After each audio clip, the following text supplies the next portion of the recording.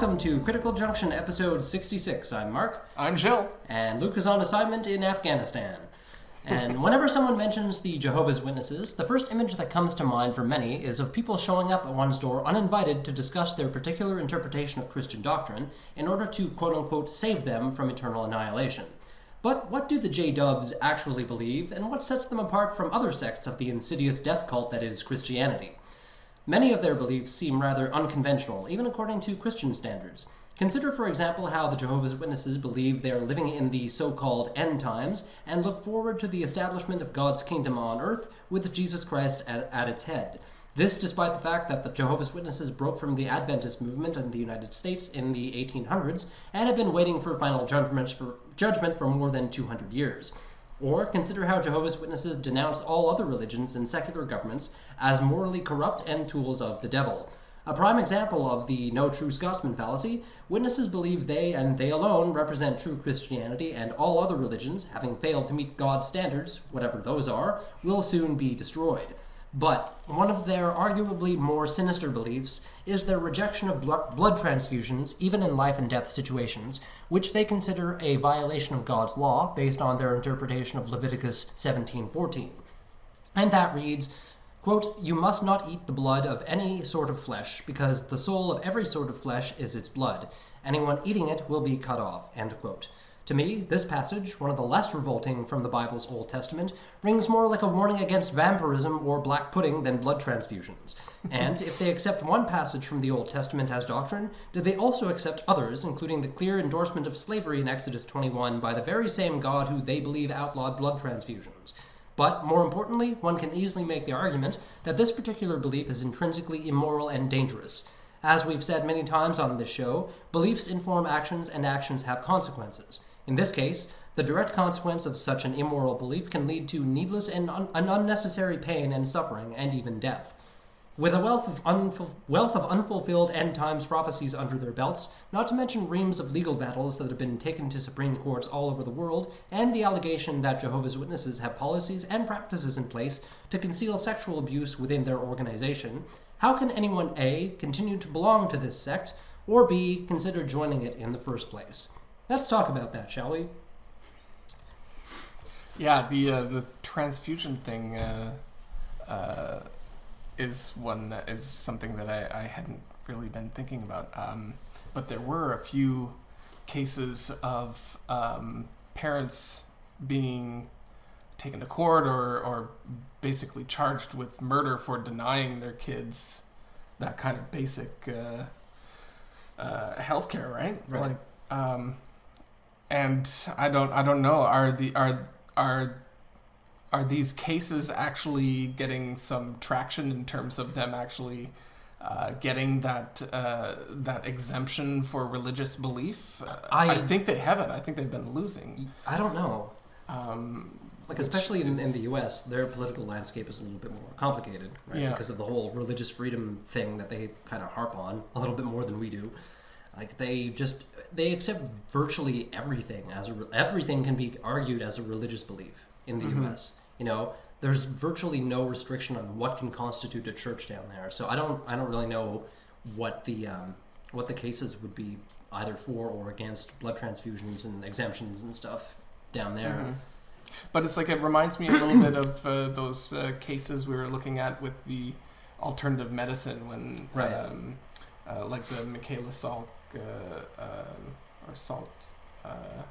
this little girl who had cancer or something, and the parents brought her to Florida to get some kind of spiritual, kind of naturalistic healing, and it was for a kind of a version of the disease that was actually totally treatable, but she ended up dying very, very soon after they had abandoned any like real medicine for her. Mm-hmm.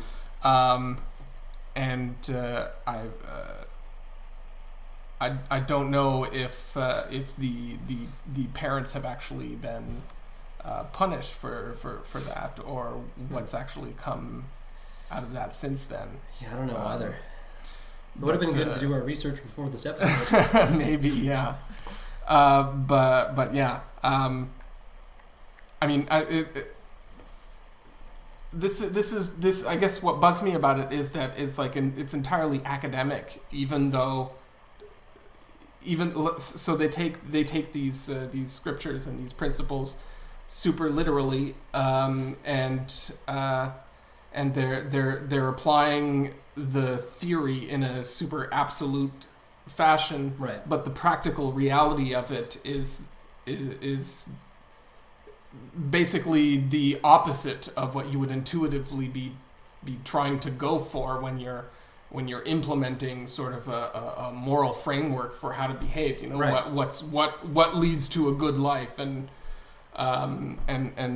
this kind of absolutist sort of fundamentalist type of application of these religious rules and stuff, just, you know, we see it results in like the death of kids, which is kind of like the ultimate illustration of bad practice. Exactly. But, you know, because they're Christian, they believe that morality stems from God, right? Not right. And we can't determine what is moral without appealing to God. Yeah. Instead of, you know, accepting well-being, for example, as the foundation or a foundation of morality, mm-hmm. God is, and whatever God says must therefore be true, even mm-hmm. though they haven't A, proven the existence of God, or B, made any kind of argument to support what it is they believe that doesn't rely on, you know, that. Yeah. Right? I don't know. Like, I just go straight for the throat in this kind of thing, and like, you have to prove God exists before you can, like, things that don't exist cannot be the cause of other things. Right? So you have to demonstrate that the thing that is at the root of your belief actually exists before you can start, you know, pulling anything else out of it. Mm-hmm. To me, that's the ultimate kind of nail in the coffin for any kind of theistic belief.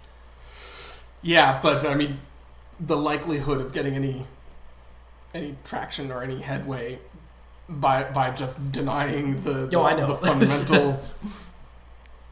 Yeah. Well, you mentioned like the abuse, the child abuse, and, right. and sexual abuse in the community that's covered up. So they basically have a policy, right, where the leadership of the Jehovah's Witnesses have no authorities over them, right? Yeah. So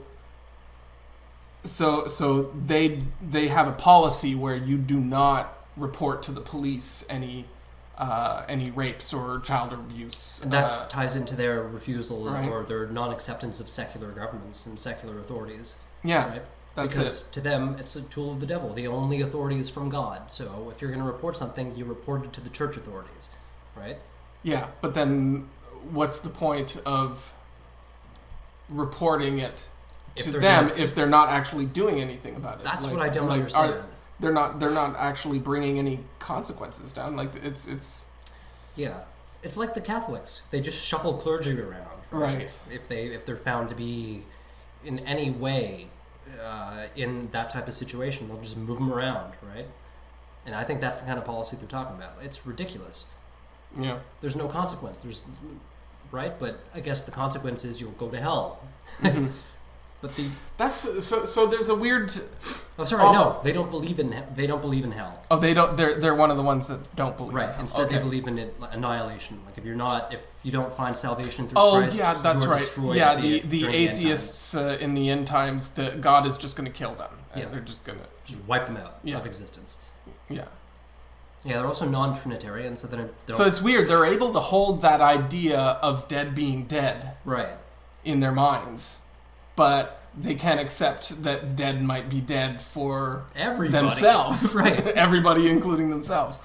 Yeah, like there's this weird Isn't that disconnect. Weird? Because usually when you get into an argument about whether or not there's life after death, the answer will be, well, because you just can't no, so might as well just believe it for one thing. Yeah, there's that, but there's just this like unwillingness to accept that can't be all there is, you right. know? There has to be there has to be an afterlife for the soul and all this kind of stuff. So the argument from personal incredulity. Yeah. I refuse to accept a reality in which there is no afterlife. And yet at the same time, they're compartmentalizing and allowing that for the case where the non-believers are destroyed during the end time, that's insanity. Yeah. Right? So they, like I said before, they are a prime example of the no true Scotsman fallacy. Right, because they and they alone represent true Christianity. Yeah. They really hammer that message, hammer on that message that they're the only true version of Christianity, and they're saying that they make the difference apparently between Christianity and Christendom. Okay. So Christendom. What's the difference? I think Christendom is the basically the group of churches and Christian religions and that have grown out of Christianity. So the corpus of Christian beliefs. Yeah, so they can easily go along with the idea that that Christendom is dying, and maybe should die, except for the Jehovah's Witness part of it, and that does not mean that Christianity is dying. Right, because they're the custodians of it. Yeah, exactly. We will bring it back in its true form, or whatever. I don't know if that's something they say, but it sounds really cool. Yeah. I don't know. One thing that intrigues me is so they don't believe in any authority over the authorities in their own church themselves, right? And they also kind of don't believe in any valid way of life outside of Jehovah's Witness religion, right? Like the sanctity of marriage and all that other stuff. So the only like valid people are the people in the Jehovah's Witnesses, right? And yet, so there's no valid life on the outside, and you can't associate with people outside of the church. Mm-hmm. But at the same time, the church has to be totally like fundamental to the church is the recruitment of outsiders. Yeah. Right. So there's something kind of paradoxical there to me. To them, it's a matter of saving souls, right? Like they can't associate with the outside world or secular organizations or whatever, but they can pull from them in order to save them and therefore bring them into the fold, right? But I get what you're saying. It seems a little... Well, it seems weird because to me, you need... Or I think you would need to have an element of empathy for the people that you're going to ostensibly save. Right. Or to knock on someone's door and see them as worth saving. Mm-hmm. And yet, when you're back home and not doing that obligatory mission work where you go door to door, then you're seeing all these other people as like invalid and not to be associated with at all. Like, it's there's a lot of mental disconnects in mental gymnastics. Yeah, it's super weird. Yeah, but it reminds me in a lot of ways of Scientology and the way that organization operates. Right, especially like when you go awry of the church rules, then you can get disfellowshipped. Right, where they kick you out, and like we saw a lot of that when we were looking at Scientology, where they totally kick you out of the church, and you can't actually communicate with any of your family that's still inside, and the family can't, and the family themselves kind of have totally internalized all this shit, so they actually vilify you too. Right. Now what's the term that they use for that when someone in Scientology is ostracized? They're not a suppressive. A suppressive person. Is it suppressive? An SP. Yeah, it is suppressive. Right. Yeah. They're just shunned from the community. And the same thing happens with the J-dubs. With the J-dubs. That makes them sound like some kind of a YouTuber. Well, they're trying to be more hip, I guess. Trying to reach a broader audience. Well, speaking of trying to be more hip, I think they've kind of abandoned the door-to-door thing. I've noticed that. Now that because they've become more... They picked strategic locations in public places. Yeah. And they camp out there. That's what I've been seeing the past several years. They right outside my building at work. Really? There's a station right downtown where they'll often be there set up with like a little platform and a little like magazine stand kind of thing with their flyers in there. I've seen them at the Rito Center, like on the Rito Center, on Mackenzie King. Yeah, they park there with their magazine stand. Yeah. It's usually two of them together. Yeah. Because why would you do that alone? It must get really boring. 8 hours at the bus station too. Yeah. They're set up. Yeah, and that's right. They're just standing outside for hours, not talking to anybody because not very many people are gonna. I was going to. I had every intention. Were you? Yeah. I had every intention this week of going up to them and practicing a little bit of really bad street epistemology, but this week has been just total hell. So I didn't. Mm-hmm. I'm disappointed that I couldn't do it. Darn it. But I might do it later, like next week or something. We can do a quick follow up on it because I'm really interested in getting the information directly from the source. Right. It's all well and good for us to do a little bit of preliminary research an hour before doing the show, regurgitating what we find. But I'm really interested in knowing what they actually hold as their beliefs and how they reconcile that with the teachings of the JWs, right? Mm-hmm. I want to know what they believe. I want to know why, and I want to know what would change their mind. You know? Yeah. Well, I mean, if you're holding that you've got the ultimate truth and everything else is a deception, then it seems like you've closed yourself off, though, from the possibility of being presented with something that might change your mind. Right. Yeah. But at the same time, I think asking those questions kind of probing them to get them to realize that there might be some kind of mental bias going on, you know? Mm. And so that I don't know, maybe street epistemology might be effective in getting them to think about their beliefs. You would think that they would be sort of imminently capable in a street epistemology sort of situation, considering that whole missionary work thing kind of has that format, right? Like they just go up to strangers and meet them, right? Whether it's knocking at their door or waiting for people to come to them in the street. Their whole thing is to be like, okay, you ask me questions about my thing, and I'll try and I mean that's the big difference though with street epistemology is that it's supposed to be it's the whole Socratic method thing where you let people kind of come to the realization that their own beliefs aren't as well founded as they thought. Exactly. Whereas they do something, the format of it is kind of similar, but they're actually pushing forward, trying to sell a specific set of ideas. They're trying to lead the conversation towards a specific goal. But it just seems like incidentally they would just start to notice that this street epistemology thinking thing is happening. Maybe. And that's something I'd be interested in testing out too. It's like, can they recognize their own method in a way when someone else is doing it to them, right? But I don't know. I want to ask them the hard questions and get them to think about them. Mm. Like I want to take kind of a page from Anthony Magnavoska's book and just at the beginning ask them, like, on a scale of let's say 1 to 100, how certain are you about your beliefs, right? And then see if that number changes by the end of the conversation. It probably won't, because I've never done this before, and I don't know how... it takes a special kind of patience to be able to do this properly, which I'm not sure you have that. No, I would...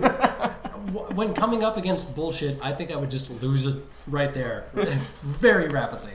You would get stuck in your prove-it loop. The prove-it loop, probably. I mean, how did you determine that? Wow, what method did you employ to reach that conclusion? You know, just keep going with that until they're like, I don't know, it's in the Bible. Well, how do you know the Bible's true? I envision the conversation going something along those lines. Yeah. But it would still be a lot of fun. Sure. Have you ever been? Have you ever had them come to your door back when they were still doing that? If they don't really do that anymore. When I was really young, I remember this specifically because I didn't know who these people were, but it was in the spring and my dad was clearing the driveway, trying to get rid of some of the snow and get the melting going. And these two guys just walk up to him and start talking to him. for like an hour. Oh shit. I'm like, eventually I got bored and left, but they just kept coming back. They're like, it's like feeding a bear. Once you start talking to the J-dubs, there's no getting rid of them because they're that close to hooking you into it, right? Mm-hmm. But a few years later, when I was in high school, a buddy of mine decided to humor them for a little while. So he opened the doors, talked to them for it wasn't an hour, definitely an hour. It was like 15 minutes or something before he finally got fed up and told them to go away. But same thing happened. They came back, but this time his parents answered the door. And they're like, can we talk to the guy who answered originally? And they're like, no. Slam the door. What the fuck were you thinking? Why did you answer the door to these people? They're going to keep coming back. So yeah, super funny. I've never interacted with them personally. They came to my door a little while back. I've had several, like in a few different places that I've lived where they've come to the door. Oh yeah? Yeah, and did you ever interact with them? Oh yeah. Oh nice. So when I was in college, I was living in an apartment, and they had come to the door one Saturday morning, and I kind of blew them off, but they still came back like 3 or 4 times. Jeez. I guess I just couldn't come up with like the proper script to make it so that they wouldn't want to come back. Away. They just kept trying, I guess. It was... I heard that if you tell them you're a witch or a Satan worshiper, they'll never come back. Okay. Because they believe that tenet of thou shalt not suffer a witch to live kind of thing. Yeah. And of course, if you're a Satanist, you're pure evil and are to be shunned, right? Right. So I don't know if that's the magic bullet or if that's just a rumor. Yeah, but I wouldn't want to.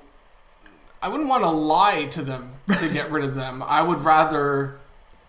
So another time, not at this same place when I was in college. More recently.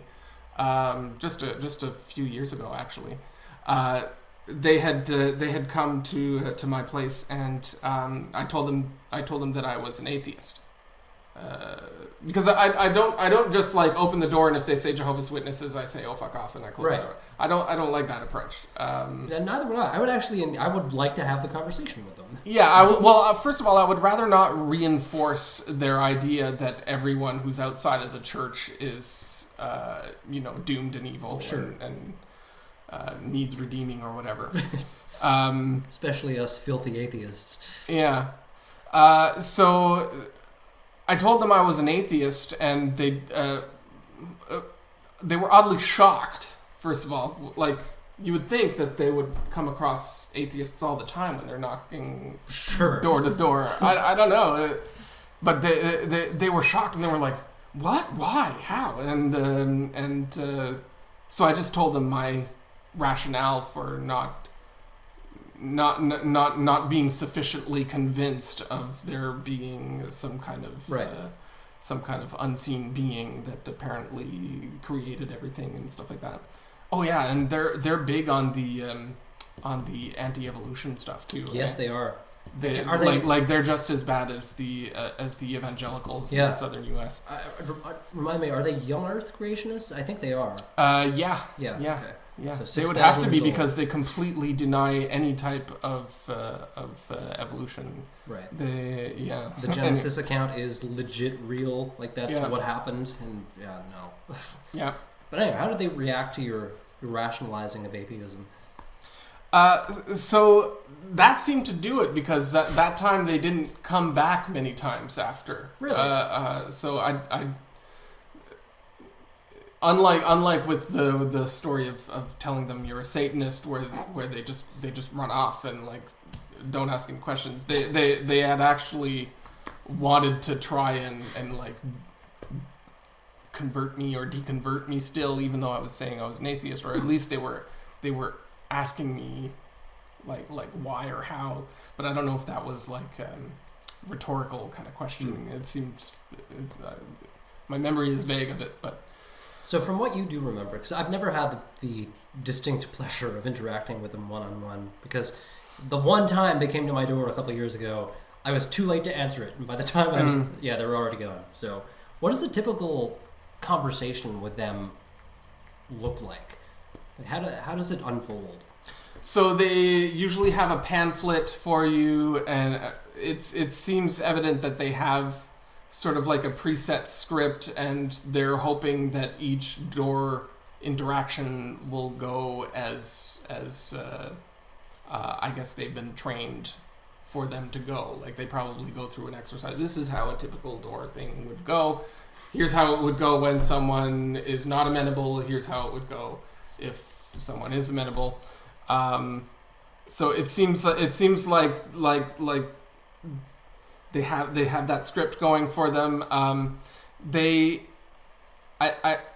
This missioning stuff, this is like obligatory. Like right. they're not allowed to not do it. So I don't know how much they enjoy it. It didn't strike me, at least in my most recent memory, that they were really enjoying doing this kind of thing, and they seemed kind of put off at the fact that they had to waste time going to an atheist's house and that kind of thing, but these are just kind of impressions from body language. I'm not sure if that's actually how they were feeling, but right. They could have been tired. I don't know. Yeah, they could have been tired, whatever. But that's the thing, like they're forced to do this, so I don't want to be too hard on the individual that comes to my door. He's not really doing it of his own volition. Yeah, right. It's just part of the package. And so you never know. These are also usually young people, or often. Yeah, what is people. The demographic? I'm wondering. I haven't looked that up, but it'd be an interesting piece of data to look at. Yeah. Like which demographic is more drawn to joining the organization, and then why? Yeah. It's funny, they have a rule in there where they actually discourage having children. Do they? In the church. So that's really kind of odd and unique, because like most Christian sects that we know of, they like encourage the whole go forth and multiply kind of thing. Right. But these guys can't go that route. So the only way they can keep the church alive is to recruit people into it. What's the rationale behind not having children? That I don't know. I think it's because they it might be. I'd have to research this, but I'm just guessing that maybe it has to do with the fact that they think they're near the end times. Okay, yeah, that would make sense. Right? If anything would make sense within that kind of sect. They, by the way, I think they think that the second coming of Jesus already happened, right? Like in 1914 or 1916 or something, right around when the Watchtower organization. Do they? Was kind of declared to be the official authority of the. Because I was under the impression that they were like waiting for it. So I think they're waiting for the end times, but the second coming has already happened. But the second coming has already happened. Okay. And they have like this calculation for why it would have happened in 1914. Right. Yes. Because there's 350 days in a time, and a day is a year or something like that. Yeah. In the Bible, so they calculate back to some event having to do with King Solomon or something like that. Right. And then they count the begats and stuff, and eventually get to where 1914 or something. Yeah. So anyway, I don't know how I got on that tangent, but yeah, I don't know what were we talking about to get us there. Okay, I don't remember. Anyway. Yeah, so they're non-Trinitarian, so they don't believe in the Trinity. The Holy Trinity. Right. They believe that God is God, Jesus is I guess, strong-arm lieutenant, and the Holy Spirit is God's active essence in the world, whatever the fuck that means. I don't really see that as all that different from the Holy Trinity idea. It's like they want to have their cake and eat it too. Yeah. Like, instead of one three-headed Hydra, you have like... well, I mean, it's like even the ones that do believe in the Holy Trinity, they still want to call themselves monotheists. Right. And yet have this kind of trideate they want to construction. They want to hold to the idea that there's only one God, but it's three aspects of it. Like, right? Yeah. It's super weird. Yeah. It all seems like really kind of weaselly language, though. Like there's three aspects to it, but don't you dare suggest that it's not multiple gods. How dare you? right. Yeah. I don't know. Anyway. Yeah. So if anything were to meet the description of, or the definition of death cult within Christianity, Christianity I consider to be a death cult anyway, just writ large. But these guys are especially death culty. Well, if they don't want to have kids, right? That's just really weird. Like, I don't know how the church has lasted this long. Like with what I would imagine would be a lower birth rate, and only doing door-to-door recruiting. Like, does that mean that the door-to-door recruiting has actually been working? Well, it must have been super effective somehow. Yeah. Right? But to the extent that they've survived for 200 plus years is astonishing. Mm-hmm. Right? By virtue of this no kids thing. Like, how? How? In a way, I would be interested in kind of infiltrating the Jehovah's Witnesses to pretend to convert just so I can get to some of the, get to the higher ups and be like, what the fuck, man? How are you still here? Yeah. Right? It would be if I were an undercover journalist, maybe I'd do it, but yeah. Like a Louis Theroux kind of thing. Exactly. Have you ever seen those Louis Theroux yeah, documentaries? Really cool. Yeah, he embedded himself at the Westboro Baptist Church for a while. I saw that one. Yeah, that was good. Really good. Yeah, but he also did a Scientology one I saw that one too, actually. Yeah. So he was able to interview them and stuff for a little while, but then they got wise to it. Then they weren't so big on talking to him, and he was also talking a lot to somebody who had become a suppressive person, somebody who used to be subversive. Subversive. That's the word I was looking for. Oh, okay. Subversive person. Is it subversive or suppressive? I think it's a suppressive. Really? Yeah. They tried to suppress something? Maybe. If anyone remembers our episode on Scientology, please let us know what the actual word is. Pretty sure it's suppressive. Yeah, I think you're right. I mean, we could Google it right now, but nobody wants to listen to me silently Googling. It's a very good radio. That makes for great radio. He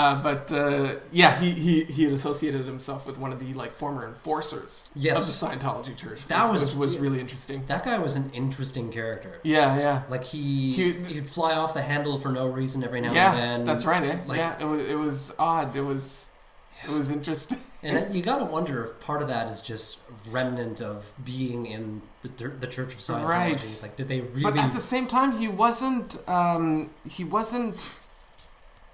necessarily saying what you would expect him to say about the church. Even though he was outside of it, he wasn't he was a little bit circumspect about the way he would denounce them. It's like he wouldn't really denounce them, even though he wants to reveal the bad stuff in it, and that guy was just a really odd character. Yeah. I'd have to take a look at the documentary again just to get a better sense of it, but he was an interesting character. Yeah. So I have some actual beliefs. Okay. From where am I here? The Encyclopedia Britannica, which is a fascinating source for this kind of thing. So they don't believe in they believe in the strict separation of secular government. We've talked about that. They also refused on biblical grounds to observe certain laws, and I wish there was a citation in here for which laws it is that they refuse to adhere to. But for one thing, they don't salute the flag of any nation because they believe that's an act of false worship, and they also refuse to perform military service for some reason, and they don't participate in public elections. Right. Yeah, I mean, all of that kind of makes sense if anything if no authority exists outside of the church. I mean, yeah. What else? We've talked about the blood transfusion thing. So I wonder, do they have their own? I wonder if they have their own internal kind of militia. Armed Jehovah's Witnesses? A Jehovah's Witness militia. That reminds me of a line from Or are they completely nonviolent as part of their... I don't know. Oh, it reminded me of a line from Austin Powers, actually, the militant arm of the Salvation Army. I wonder if they have that. It'd be super funny.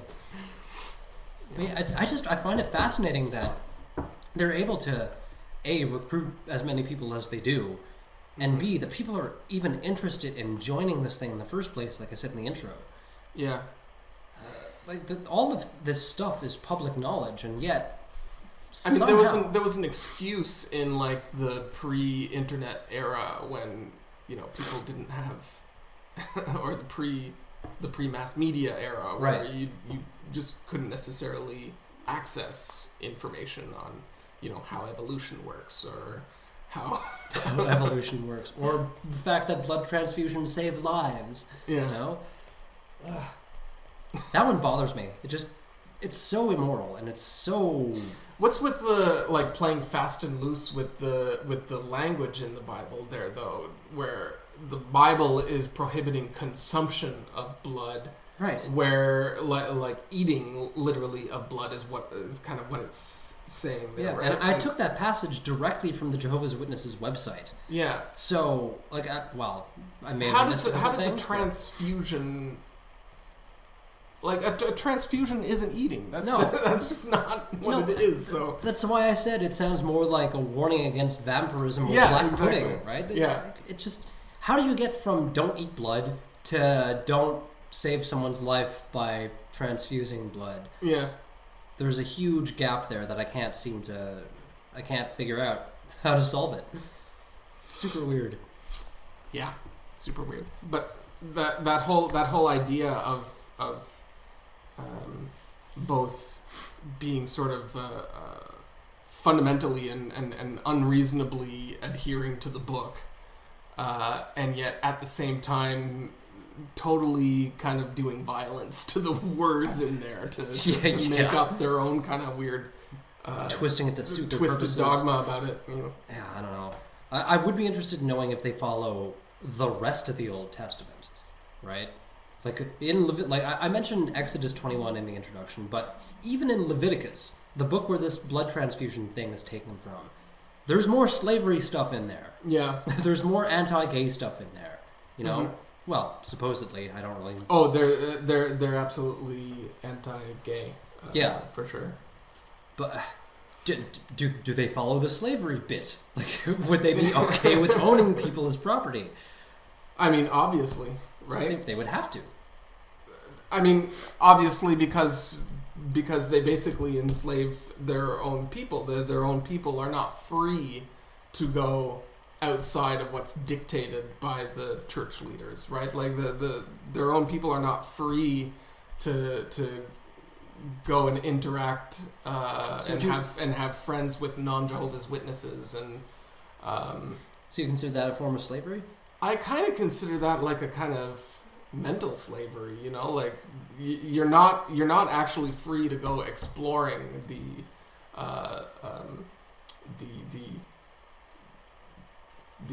competitors in the whole doctrine game, the doctrine business.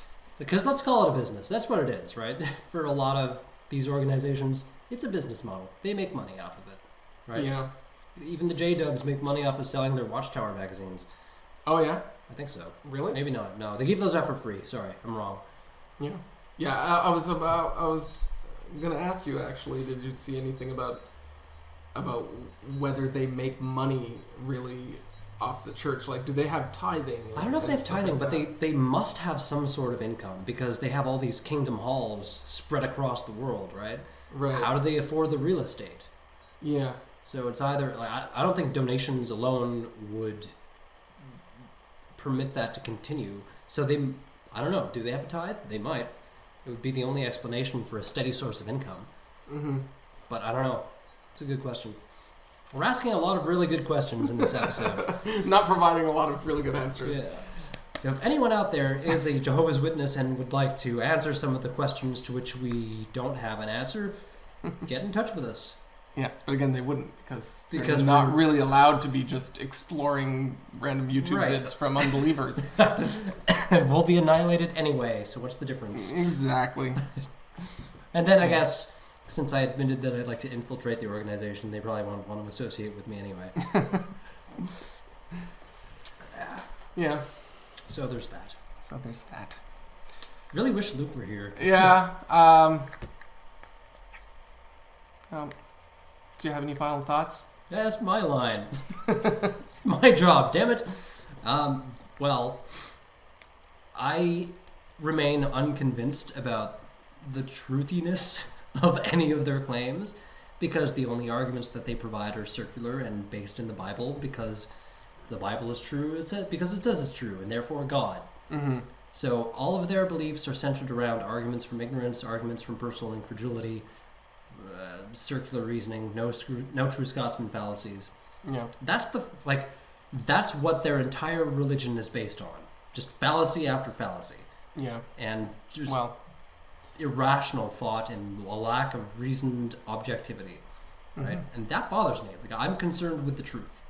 And if it isn't true, I want to discard it, because I want to have an accurate, or as close to accurate, model of external reality as I can approach, right? Yeah. And this does not fit that model. Yeah, no, I mean, I can't... I find it hard even to entertain something that so closely follows, like, the basically the points that make you a cult. Right? Yes. So there's all this stuff about, like, isolating you from outsiders, about worshipping an internal leader, having these, like, onerous kind of obligations on you. So all this stuff, like, it makes it clear that it's a cult. So I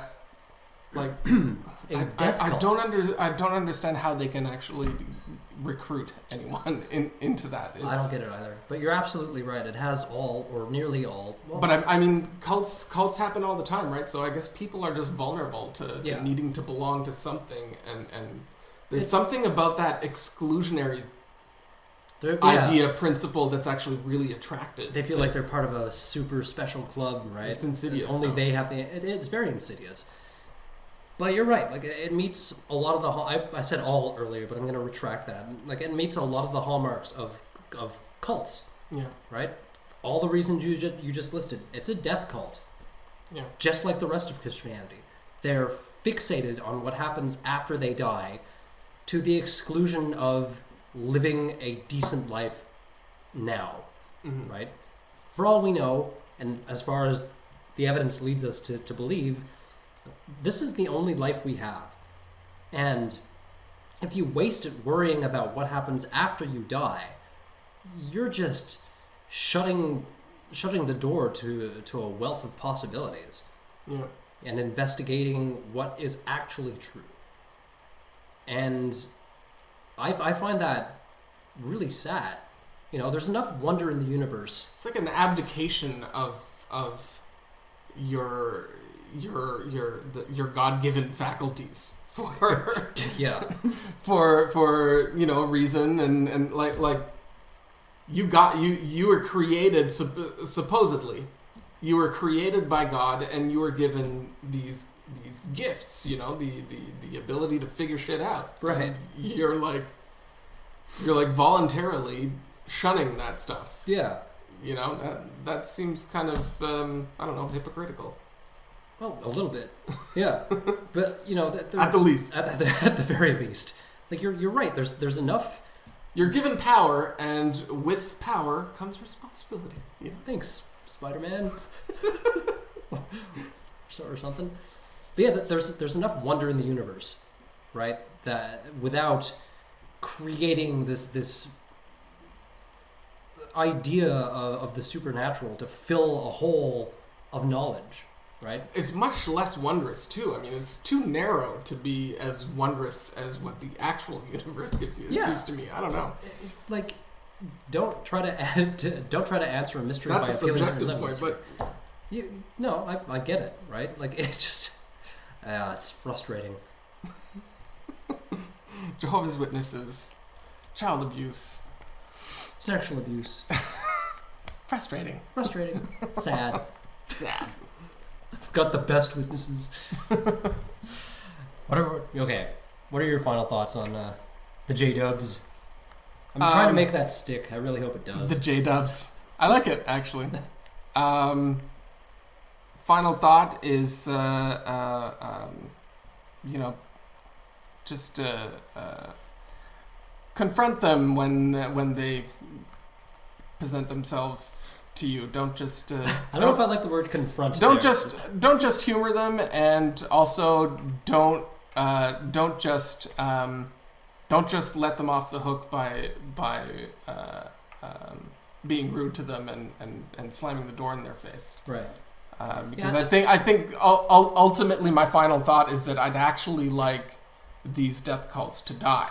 Right. You know, not literally like the people. I want the people to die. I mean, I want the institutions to die. These cults, because they're bad. They're bad and kind. I want to take that a step further. Well, first of all, I want to say, like, when confronting them, don't also let them off the hook by just agreeing, well, those are my beliefs and you have to respect what other people believe. Yeah. Right? Cool. No, you don't. Like, they have a right to believe what they do. You are under no obligation to respect that belief if the belief isn't grounded in reason and rationality and objective fact, right? Yeah. If it's a bullshit belief, feel free to call it out, right? Yeah. My other point was, I want to extend your last point by saying I want to see the death of religion in general, right? Ultimately, yeah, that's a pretty good goal. Yeah, I don't want to outlaw religion because that's fascist, and I don't believe in doing that. But I want to see the gradual and natural death of religion at the hands of rationality. Mm-hmm. Sounds good to me. This has been Critical Junction episode 66. I'm Mark. I'm Jill. And Luke is still on assignment in Afghanistan. Apparently we've... Fucking no-show. Fucking no-show. We've lost 15 minutes worth of Luke talking, which is why this is a shorter episode. Yeah. As always, thanks for listening. And until next time, keep thinking critically.